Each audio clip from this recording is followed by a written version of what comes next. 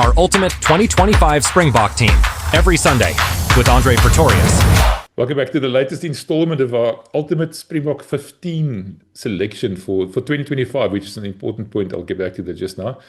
But before we dive in, welcome back, André. And we've been getting some very, very good feedback, and we appreciate the feedback. You had something to say about that as well.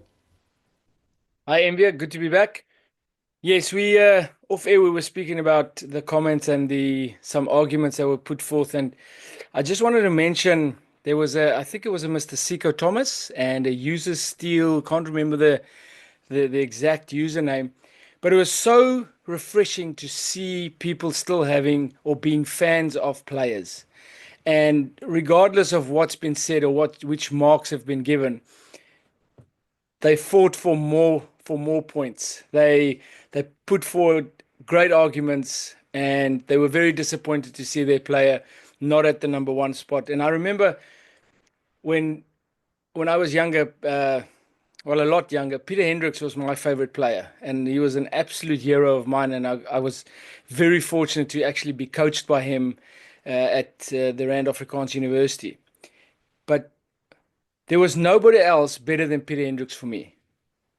And it's probably because of I was oblivious to a lot of facts then, but I was an absolute fan of his, and nothing anybody said could have changed that. And it's so refreshing and good to see that we've still got people that are absolutely crazy about their players and willing to stand up and back them as far as needed. So well done to those gents. And we don't select the side. It's not the side that's going to play on Saturday. So we're giving our opinions, and what we appreciate is those engagements and comments coming from you guys. Yeah, so this week we're going to be discussing inside centers, the number 12s. So please, feel free to let rip in the comments. We like it, we appreciate it, and we always try and answer both of us. We try and answer your remarks there. It's refreshing, like you said, to get some real informed feedback as well. It's not people just spouting off. People actually know what they're talking about. That's right. And before we continue, please remember to hit that subscribe button. We're aiming to get to 20,000 subscribers by the end of June, and your help's always appreciated. So, André, as always, we keep adapting. Talked about the comments, and we're going to do things again a little bit differently this week. Last week, we tried a bit of an experiment, splitting it into two parts. And this week, we're going to be combining everything into one part, and we're going to be discussing the criteria with the help of your video clips and stuff while we're discussing the players. And probably one of the players will be the gold standard, and we can measure them against that. Just tell me what your thinking about that was. Well, I think it's a case of show, don't tell. We'd like to give some visuals and be able to compare that within the same video, obviously. So this week we're looking at the 12 position. Now, in a Springbok context, a lot of players and a lot of positions are very important, but I think the 12 position comes with a very specific responsibility. And the first of which is you want an enforcer type player in there. You want someone who dominates in contact, who's aggressive and really physical. You want him to be the engine of your attack because he's creating so much on the attack, be it line breaks, tackle breaks, getting the offload away, putting in an attacking kick. So it's in that regard, it's a big responsibility for that player. And then on the defense, obviously, he acts more like a guardian, where your 13 is your defense general. Your 12 is more like a guardian. He has to look after his forwards on the inside, ensure that they don't get beaten on their outside. But he also has to push early to go and adapt and fix what maybe the wings or the 13s have missed. If they've missed a shot on the outside, he needs to go and adapt and cover behind. So he's a defensive organizer and a disruptor in that regard. And then we're going to look at rugby IQ again. In the 12 position, it's an important trait, but I think less important than the 13 position, especially defensively. 12s get into a position where they need to decide to give the pressure pass or hold it, where to put the attacking kick on defense. Do they stick or hold? Do they go in behind the 13 or do they close up with him?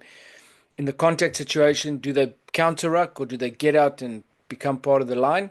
So those are the four pieces of criteria that we'll use. The one thing that we're not discussing or not including this week is work rate. And we decided about to not include work rates, but simply for the reason that any Springbok has to have a 10 out of 10 work rate, a 10, 100% work rate. So, to just week after week give everybody 100% for work rate is sort of counterproductive almost. And we thought rugby IQ might be a little bit more weighty, more important. Yeah, for sure. And I think with the type of team dynamic that's going on with the Springboks, if you don't have work rate, if you're not a genuine workhorse, your battle rate's going to go down and you're not going to get a jersey. And the players know that. So if we had to do work rate for the players tonight, they'd all be full marks anyway. Yeah. So rugby IQ, and I know lots of people were wondering about rugby IQ, and we'll get to that just now. So what we said was we're going to use the clips while we're discussing a play. And last week we discussed Jesse Kiru as the gold standard, playing in Japan at the moment, another playing in Japan at the moment, and for us, the gold standard and the current holder of the jersey, number 12 jersey, Damian de Allende. So let's get cracking on Damien. Yeah, well, it's not just us thinking in that direction. I look at the team sheets, and especially for the big games in the past year in the test, the most common combination was Damian de Allende and Jesse Kriel that got selected. They tried at 12 twice. We lost the one against Argentina, and I might have missed one or two team sheets with regards to that, but I'm at 12 twice. So that was the most common combination that we used going into the tests.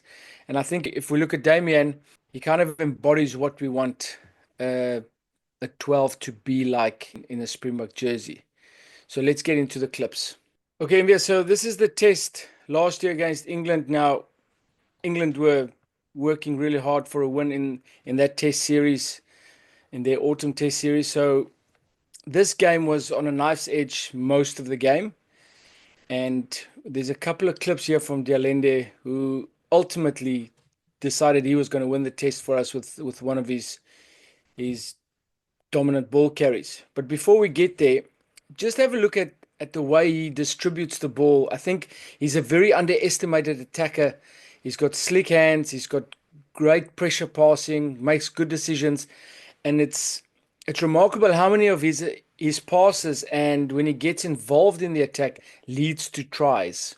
It also helps to have Kirtley Arendse and Colby as wings for those assists, but he does tend to assist in a fair amount of tries. So again, quick ball, have a look at the pressure passing,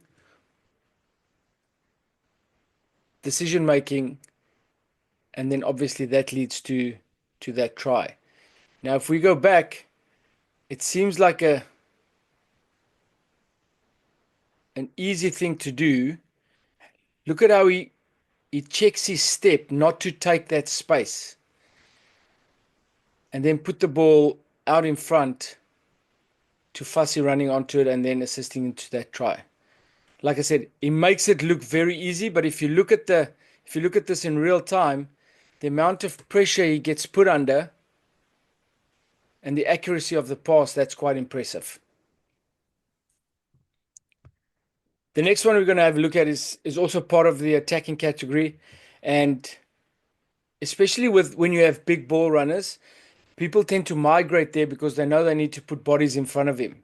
And if you've got ball runners who make good decisions and you can see space in behind, either by passing it there or putting boot to ball, it gives you a great variation within your face play attack. And obviously this kick gets gathered and caught on the full, but just the fact that he saw the space, the execution was he just kicked it too hard. It means that he's looking for it, Mbia. He's got good variation in his attack, and like I said, I think he's a very underestimated attacker within the box. Well, not underestimated by the box, clearly, but underestimated by his supporters, I suppose. 100%. Right, next one, just for me, Damien de Allende is a small space wizard, and again in this clip you'll see him small subtle steps getting onto weak shoulders. We get the breakdown wrong here. We concede the penalty, but have a look. He also doesn't have an early tuck. He keeps the ball in two hands for as long as possible, which means that anybody running off his shoulders is a viable option if they get into that position. Either side. Either side. The ball in two hands, that's very close to contact. He sits Ben all down. Marcus Smith makes a good tackle here, and we get the breakdown wrong. But again, just the way that he steps onto Ben Earl, steps away from him, you can actually see Ben Earl shaping for the tackle, and then he gets away from him, and Marcus Smith makes a good tackle. But that ball in two hands, close quarters contact, that's impressive. That's world class. That's exactly what he is. And then this is the clip I wanted to get to. So 63rd minute, we're leading by 2. England's staying in the fight, and we know they're a team that they don't mind winning games 16-15, 16-14, 12-9, 12-10. It's kind of like the Springboks of a couple of years back. They'll find a way to grind you down with their kicking game and then win the game. De Allende had other ideas. Runs through a double hit, high speed pass, and then obviously this man needs no introduction to the try line and scores that. So if we look at this from other angles, England did well with their defense here. They had a good fold. They've got good numbers on feet. Slade goes to cut off the outside, and De Allende gets himself into a double hit. Now, if he didn't use his evasion, he runs into a solid wall. They make the tackle there and probably the turnover because everybody needs to work back. Bounces through that, supports on the outside, and he finds that pass. Now this angle, you see it even better. Firstly, step off the left to get around Earl, but then that little step off the right just gets Slade on his outside, which means that he's not in front. And this gives him an opportunity to get through that space. Earl's is not in a bad position. He is trying to get that bind, but with De Allende's strength and power, it's just so difficult to put your arms around him, and he still works in contact. But that wasn't the most impressive part for me, MVA. High speed, square body, accurate pass. That's what made this try in the end. Because he couldn't hit the players next to him. There were guys in between. And he finds Colby on the edge. But that pass there, that's world class. You said to me, not many players in the world can do that pass. What makes it so special?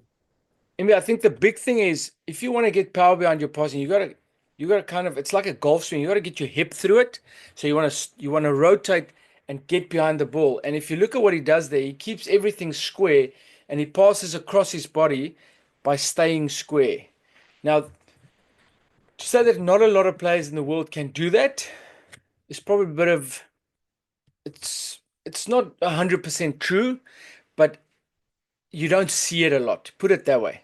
You don't see a lot of players going at full tilt, square body, passing off the wrong leg. Well, the wrong leg's in front when the ball releases and still hits the target and they score from there. So it's more a case of, I think there's a lot of players that can do it. Can they do it in that position? That's the question. And De Allende can. Right now, are we ranking him? Are we rating him? So for the enforcer part, where it's all about your contact, your physicality, and your aggression, he's a 36 out of 40. Attacking creator, he's a 28 out of 30. Defense organizer and disruptor, 18 out of 20. And then rugby IQ, 9 out of 10. All right, that's 91. So yeah, we talked about gold standard. That's quite clearly a gold standard. Looking forward to the other one. So moving on, I said Damian de Allende is the man in possession of the number 12 shirt at the moment, and you've shown us why. Who's the next contender? I think we'll go with André Esterhuizen, just because the clips will also show the categories and what's important for the 12th jersey. Now, MV, I think the first clip should probably have been this, but the ball carrier ability of the Springbok 12 is always going to be the need for for dominance, physicality, aggression, kind of like a bowling ball just smashing into pins. And this is a great clip to illustrate that from André Esterhuizen, and that's one of his big strengths is his ball carry. Which So game off is the this? scrum, this is the Scottish Test in the autumn series in Europe. Now again, Scotland was playing good rugby. We weren't as convincing at the start of this test. We needed to grind our way into this win. Now, from this angle, you can kind of see what that does. But on the following angle, you can nearly feel the hit that he gets into this big aggression, big power, body on body, stays on his feet. And the amount of defenders that are now needed to finish this tackle just makes the defense after this phase a lot more difficult. They're going to use the 8. The 6 will probably get involved. Finn Russell has had to turn around and be part of this tackle now. So you've committed 4 players, and 2 of them is probably needed to fold, which means that next phase is a difficult one. And like I said, the 12 jersey, this will always be one of your primary roles. And then you need to look after the ball and ensure that we don't lose it from that phase. Again, off the maul, in back, and like I said, the responsibility is now yours to look after it. World-class placing ensures that the ball's placed long and back and that we keep the ball after a good ball carry. You get guys that get over the advantage line, great ball carry, but their ground skill is so poor that they actually give some jacklers an opportunity to get onto the ball, even though you've gone over the advantage line and made tackle breaks.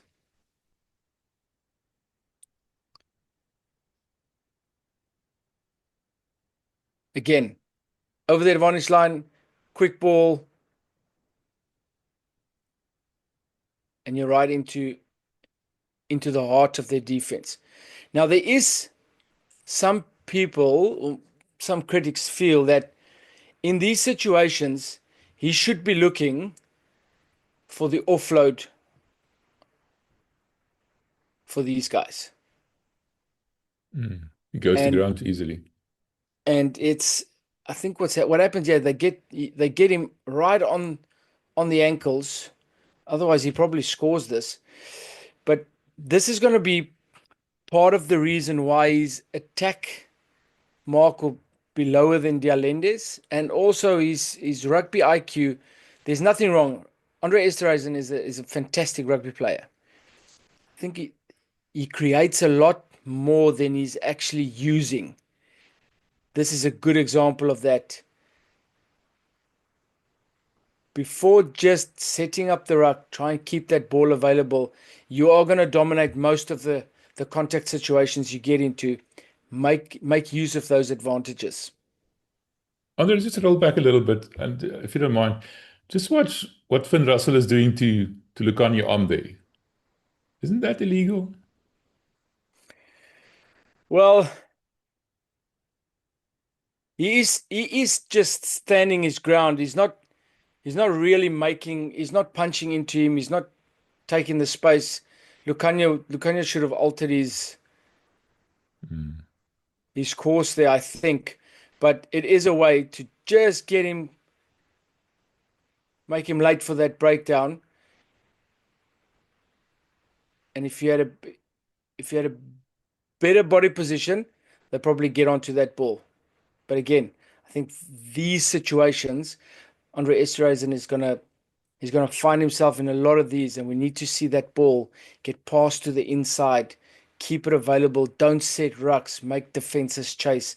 Because if you look at the next phase, although it's quick ball, Scotland, we actually played to the wrong side, yeah? They've anticipated the same side play. The space is on this side, and we've got no one running into that space there. Obviously, it's the same side play. We want to beat them, but yet they do get around the corner quicker. But if we get that offload away there, that's a one-on-one, maybe half a tackle, another offload, and we score. We need to take advantage of Esterhuizen's ability to dominate contact in the way that he does. So before we get to the rating, same game, I think even though we need a physical and an aggressive 12, good ball carry, we also need a 12 that can do what we showed earlier with de Allende, pressure passing, getting rid of the ball in pressure situations. You are a big runner. They will put bodies in front of you.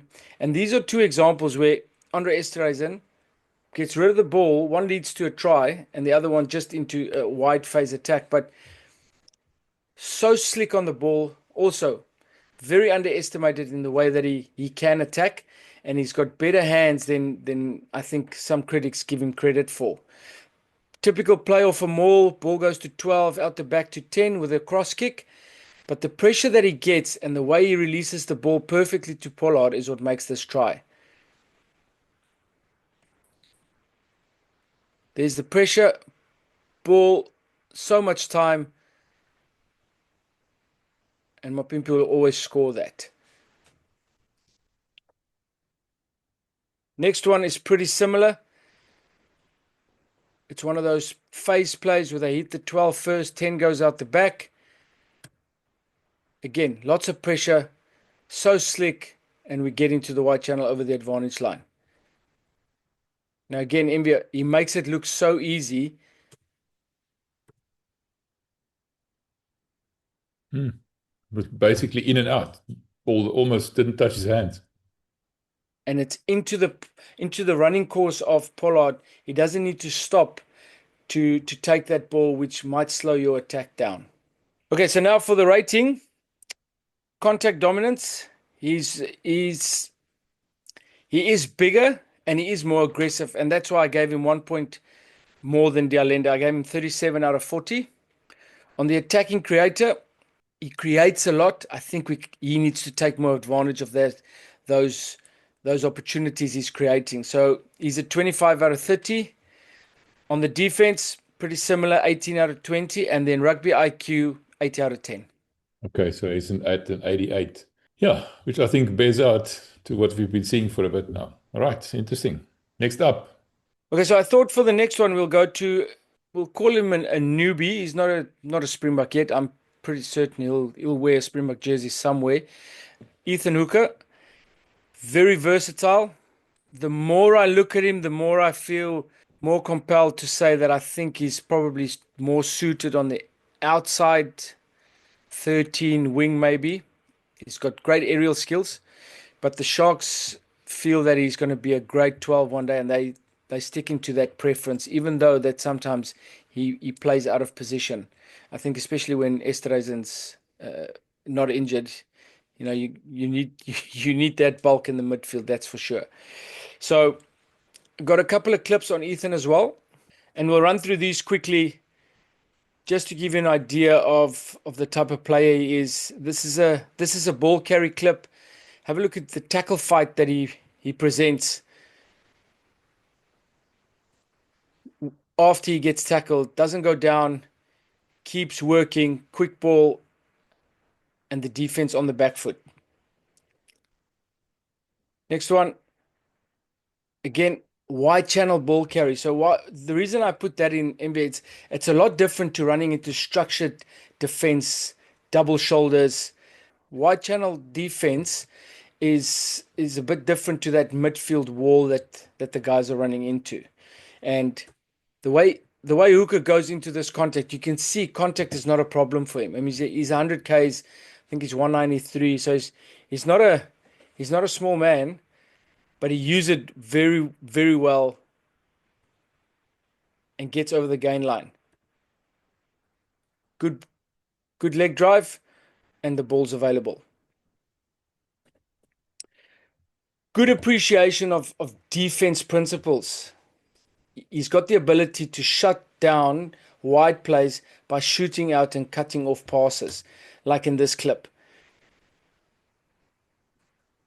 Gets set early, reads the play, closes that space, and then shuts them and forces them to go the other way.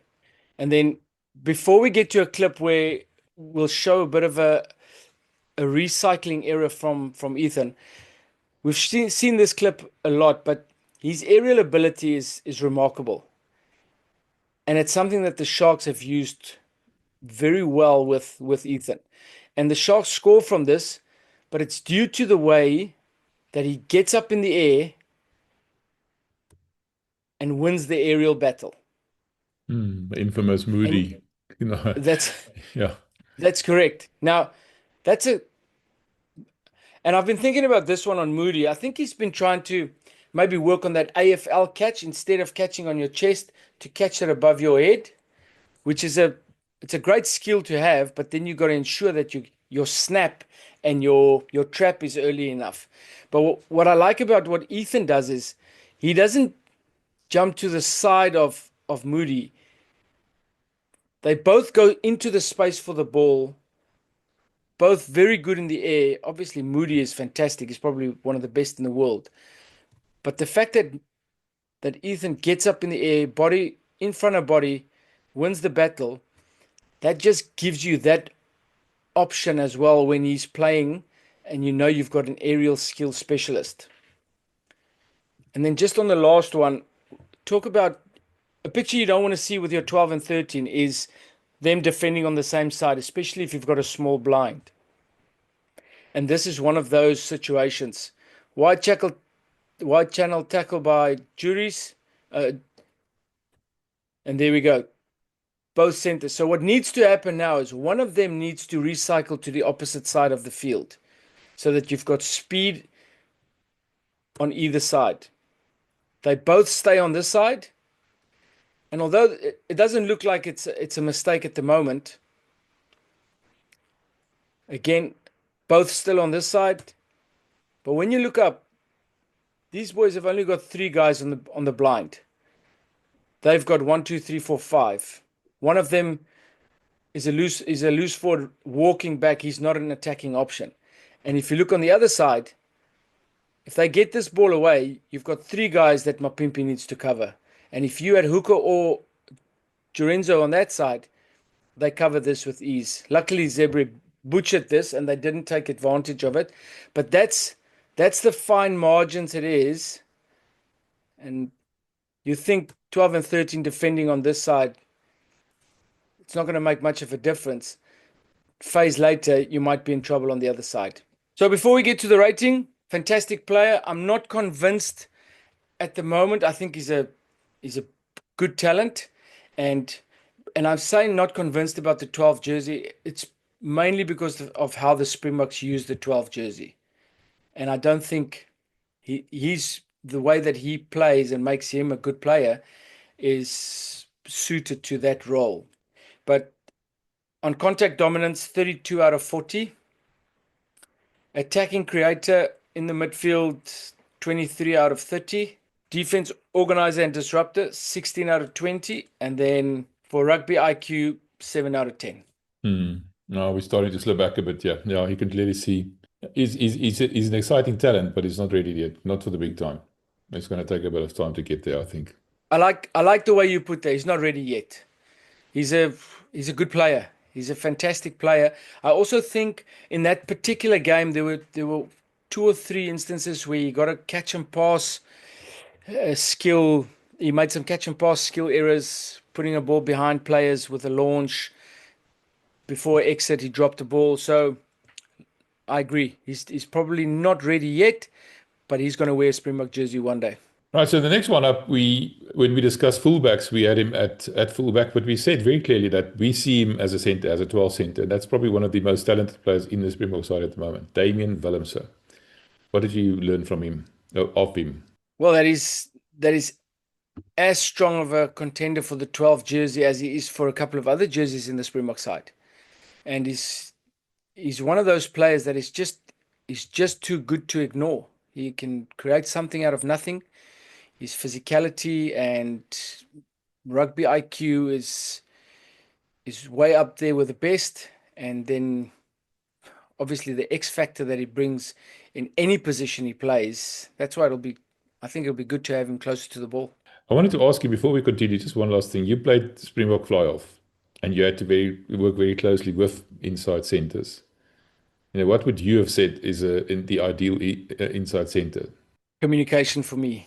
I think both centers, the communication part was probably the most important. They'll have all the other skills. They won't get selected if they can't make their tackles. They won't get selected if they make bad decisions on the wide channels.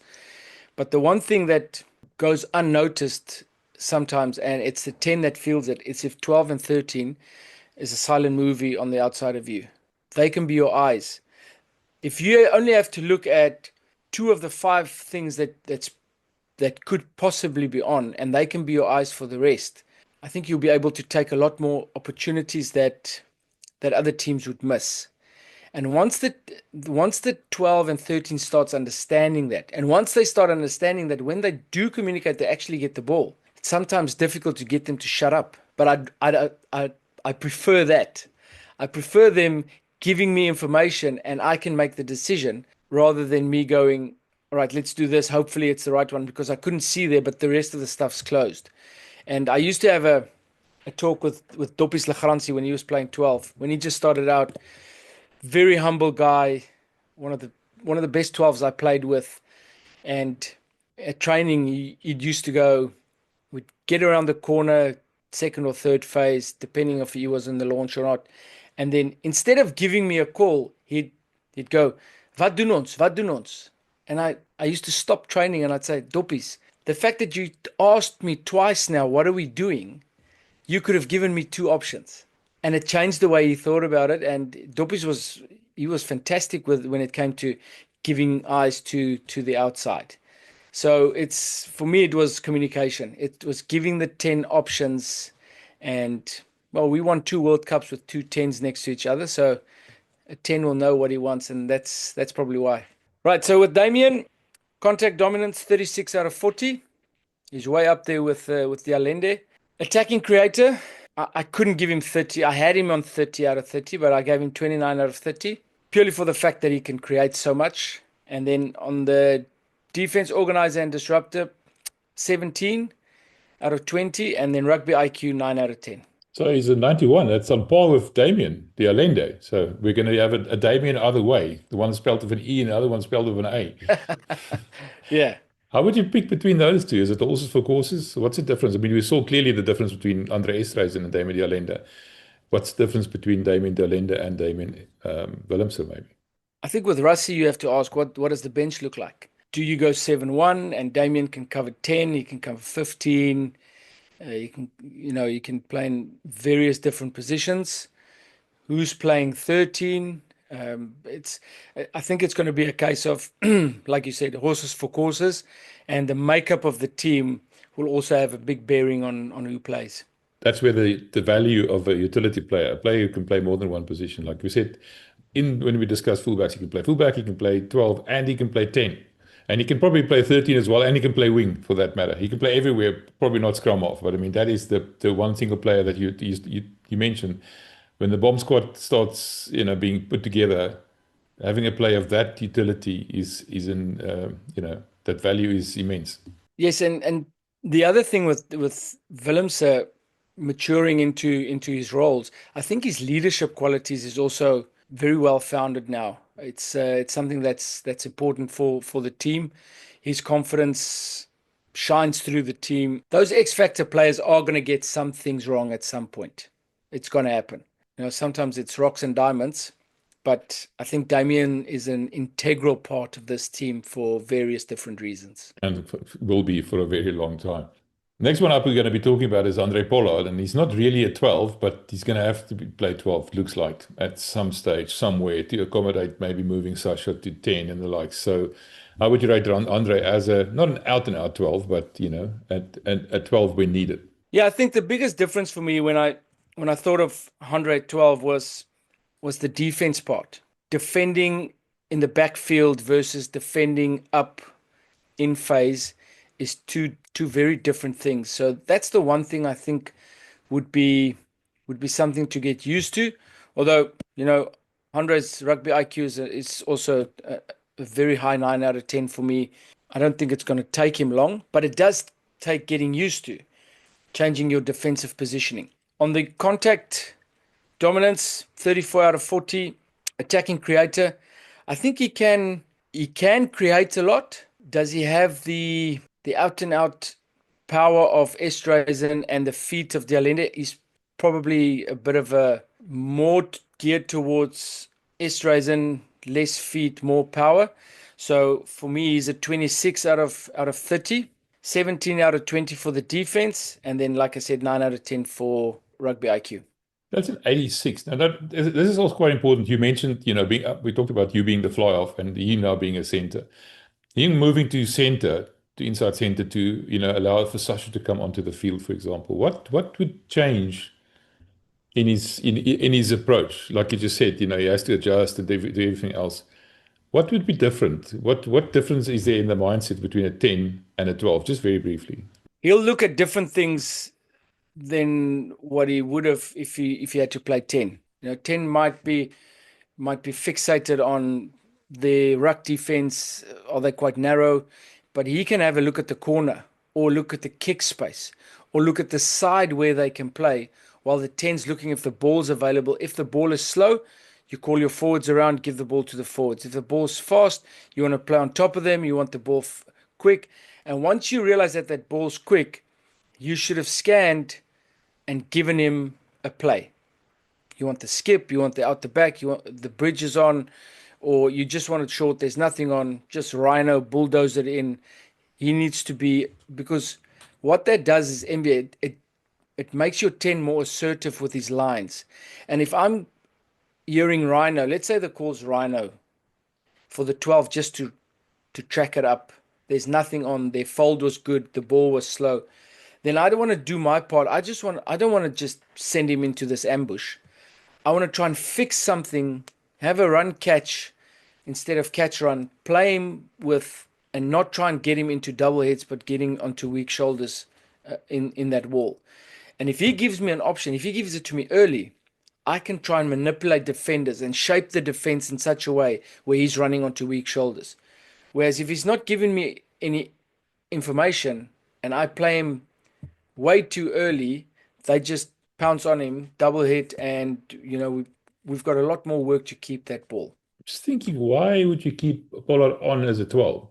Is it because he can see things like a fly-off, and they're doing it with the fly-off on the shoulder of a younger, more inexperienced fly-off? Maybe that's what the thinking is. Is it maybe to do with the bench being able to play more than one position? I'm just curious to see, why don't we keep, for example, Damian de Allende on it? Forget about injuries and the likes. I'm just talking about, why keep a 10 on the field and move him to 12? Why would that be? Well, he's one of the game drivers. And if you need to win, let's say you need to win the game, Sasha comes on last 15 minutes. You keep Handré on.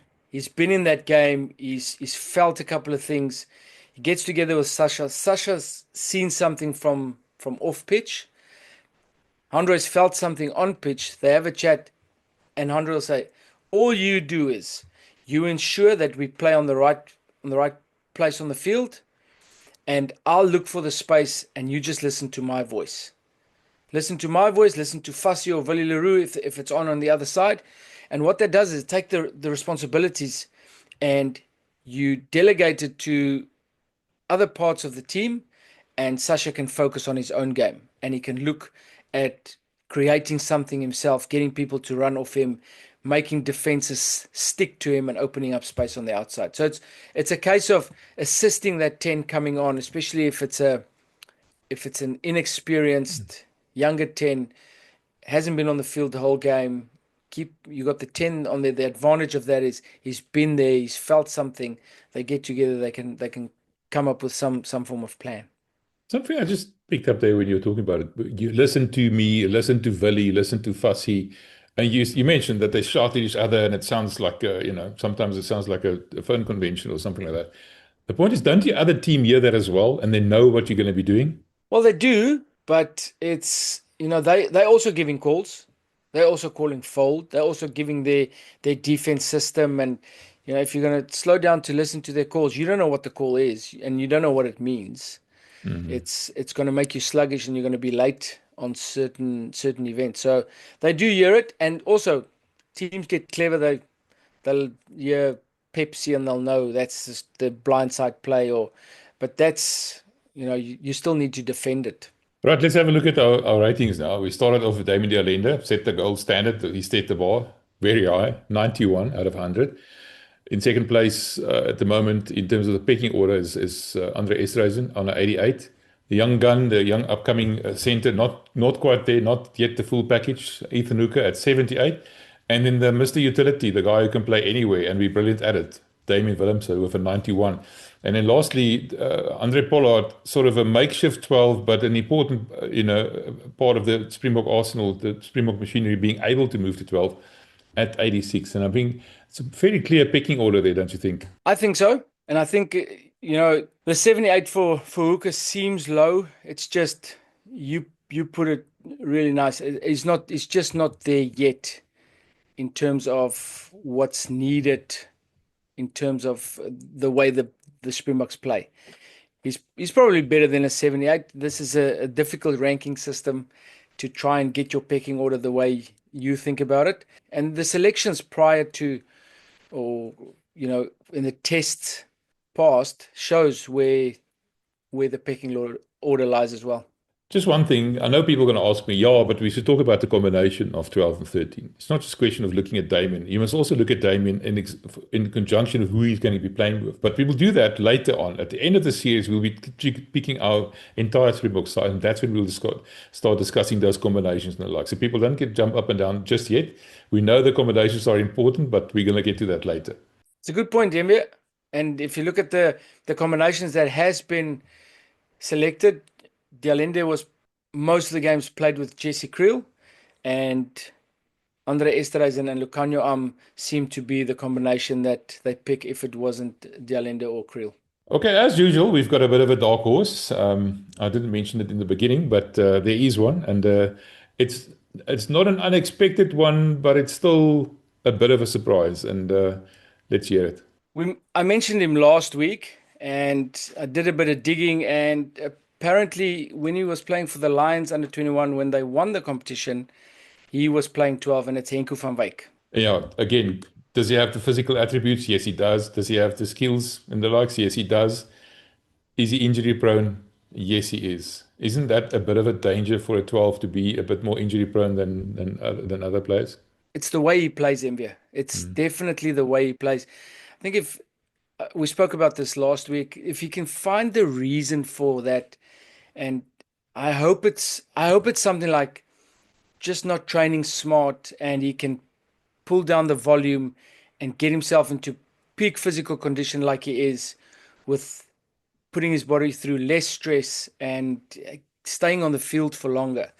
The reason I'd love to see Henko at 12 is just that physicality with that speed. All of these 12s have got enough speed. I think Hooker is a very speedy customer. But if you look at Henko and the way he plays and the speed that he's got to be able to play 13, he needs to be fast. But someone mentioned him and Lorenzo Julius together. That's a fantastic combination. Henko's got the speed to go and cover on the outside. I think it was one of the comments. It was TAS Analytics that put out that comment and said, Henko and Julius would be a good combination. And I thought about it. Great combination. Julius is still working on his defense. He'll get better as days go by. But that combination, I think, is quite exciting. Right, just to close off with, and it's been a bit of a long episode here, but I mean, there's a lot to discuss. You had a couple of special mentions. We're just going to mention the names. Just run through those names for me. Well, you're still sitting with David Kriel, who plays 12. You got Jonathan Roche at the Stormers, which is a special talent. You got Jan Serfontein coming back to the Bulls to be more visible and get his eligibility for the Springboks in place. Ruan Jansen van Rensburg, also a human wrecking ball. So there's a couple of guys, I think that's probably why this episode's so long. We've got a whole host of 12s that or players that can play 12. It's going to be determined by the makeup of the team. All right, so next week we're going to be doing things a little bit differently. We're going to jump ahead, skip the 10, and we're going to skip the rest of the spine, the 10, the 8, the 5, and the 2. because they are probably the most important positions almost in the team. And I know we're going to get crucified for that, but that's how we feel. So the next week, we're going to be doing the scrum offs. And there's a whole host of them as well. So it's probably going to be a longer episode again. But I'm looking forward to see like I said, the spine, the balance of the 2, the 5, the 8, the 10. And we've already discussed the 15. And we're going to do that right at the end of the series before we discuss the team itself. Thanks, André. Our ultimate 2025 Springbok team every Sunday with André Pretorius.